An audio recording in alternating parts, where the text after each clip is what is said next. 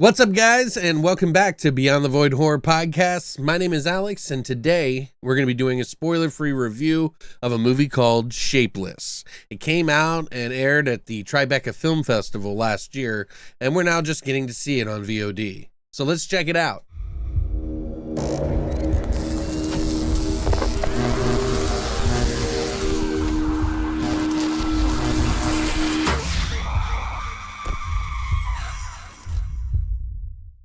So I, like many of you, I'm sure, probably watched this trailer and saw some pretty weird body horrific type stuff in this film. Shapeless does have these things in it, but it is a movie that I feel that is for a specific group of people. Now, that doesn't mean it's bad, but let me explain. So what is Shapeless? Shapeless is a psychological body horror drama that revolves around a girl named Ivy, who is a jazz singer, and she is trying to make it in jazz. And she is working her regular job 9 to 5 every day and then going and practicing and doing her singing. She does this in New Orleans, and you soon find out that she has an eating disorder, and you start to see it sort of spiral out of control into body dysmorphia, bulimia, anorexia, the gamut of things that you could put a character through underneath what she's trying to become. And it gets worse and worse and worse. So now this movie is directed by Samantha Aldana, who this is her first feature film that she has ever done. She actually had 2 writers on this. Kelly Murtaugh, who is also the lead star in this movie. She has been in movies like Bingo Hell, The Lovebirds, and she was also in the Purge TV series. We also have Bryce Parsons-Twesten. This is their first feature film that they've actually written for. So Kelly writing the story, and then of course Bryce Parsons-Twesten coming in and doing the screenplay. Now we have Kelly Murtaugh, who plays the lead role of Ivy. We have Bobby Gilchrist, who plays Oscar the boyfriend, and Jamie Newman, who is Addie the bartender. There are many other characters, but there is one main character, of course, that Kelly Murtaugh plays, Ivy, who we focus on the entire length of the film. Now this is a movie that is definitely not going to be for everyone. I mean, it took at least 43 minutes for really anything to happen that would be for the mainstream kind of viewer. This is not a mainstream movie. This is a very independent, decisive film that I think its goal was to do a specific thing and it excelled at, but is not for the greater whole of movie watchers. So it is very much an art house installation. There is very stylistic choices of things that are going on that are sort of metaphors for how this person is feeling. The sound design for this movie is just insane. If you have misophonia, step away, because you're going to hear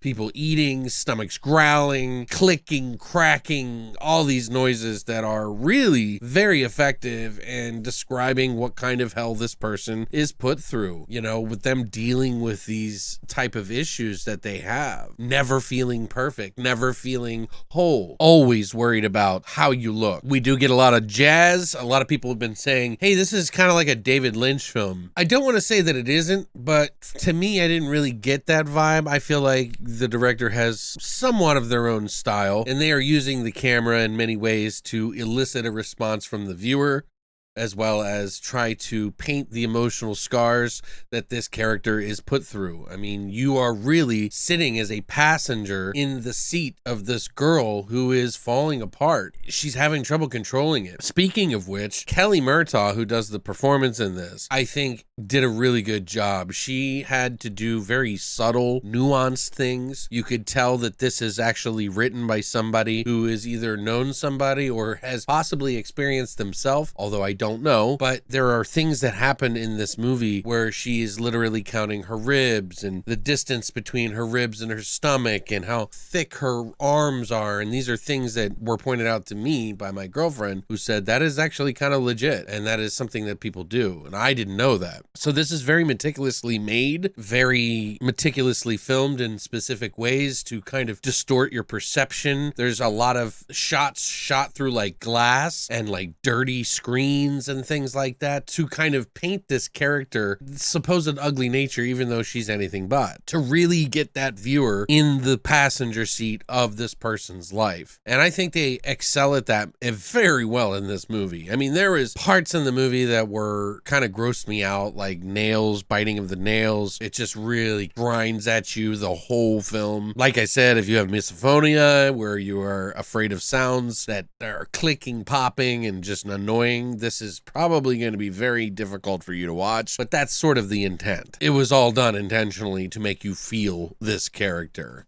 Now, I personally don't think there was a lot that happened in this film. It is the slow descent of this girl and her career as a singer, as a jazz singer, and how it affects her friends and the people that she surrounds herself with, and her day-to-day life, and how she has a hard time avoiding it. There's not a lot that happens here, but the style, the art direction, everything that's put together is definitely targeted at what it was trying to do. Now, as an overall entertainment film for myself, it wasn't something that I would pop on a lot, but I have to give it credit because it is doing things that I think many directors don't think about sometimes. They just kind of make a movie, you know, like this is definitely has a vision. And I think that Samantha Aldana is actually, she knows what she's doing, trying to elicit responses from the viewer. And that's ultimately a good thing. Even if this isn't the best movie that she'll ever make, this is a good usage of that film. So for those of you who are wondering, is this the body horror crazy movie that I was expecting?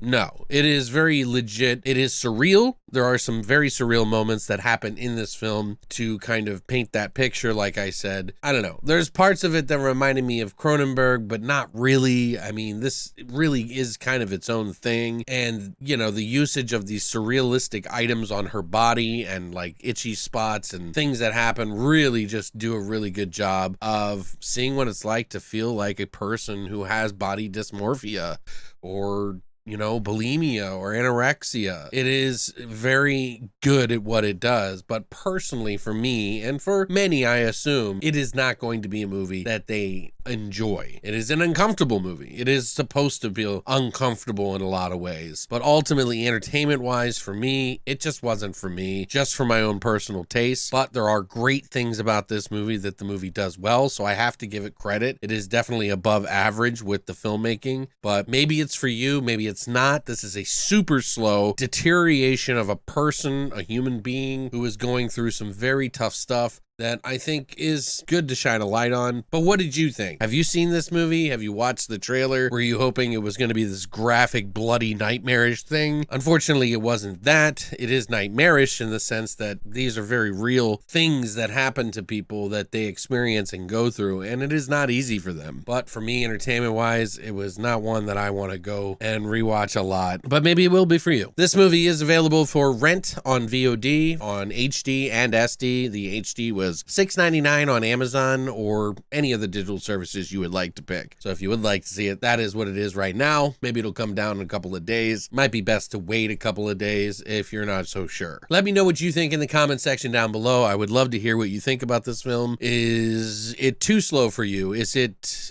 doing what it's supposed to be doing, but just not for you, like I said? Or is this the most amazing film you've seen this year so far with some of the best of performances? And I don't know what the fuck I'm talking about. That's the beauty of opinion. That's why I try to give you guys all the different things about these movies so that you can make an informed decision for yourself. This is less about my opinion and more about your viewing pleasure. So thank you for coming along for this ride. And as always, long live the void.